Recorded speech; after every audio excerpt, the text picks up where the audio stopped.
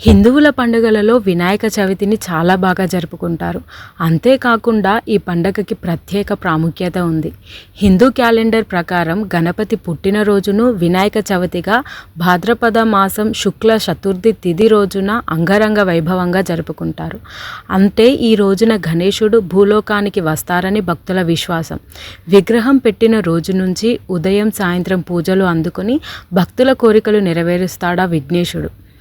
అదేవిధంగా మనకి కలలో వచ్చిన సందర్భాలని బట్టి, మనుషులని బట్టి, వస్తువులని బట్టి మంచి జరుగుతుందా లేదా ఏదైనా అశుభం జరిగే అవకాశాలున్నాయా అనేది తెలుస్తుందని జ్యోతిష్య పండితులు చెబుతున్నారు. అలాగే కలలో వినాయకుడు కనిపిస్తే ఏమవుతుంది, అది శుభసూచకమా లేకపోతే అశుభమా అనే అనుమానాలు చాలామందికి ఉంటుంది. అయితే ఆ అనుమానానికి పరిష్కారం చెబుతున్నారు జ్యోతిష్యులు.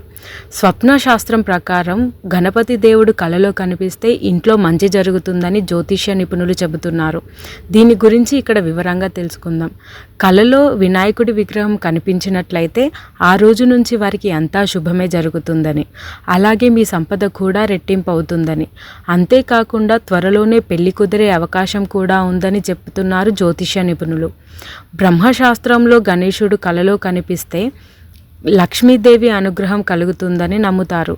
ముఖ్యంగా ఆర్థిక సమస్యల నుంచి బయటపడతారు. అప్పటి వరకు ఉన్న కష్టాలని తీర్చి కరుణతో సంపదను రెట్టింపు చేస్తారు. వినాయకుని ఆశీస్సులతో ఆకస్మిక ధనం లభిస్తుందట. అంతేకాకుండా కొత్తగా ఉద్యోగం కోసం ప్రయత్నించే వారికి ఉద్యోగం వచ్చే అవకాశం ఉంటుందంట.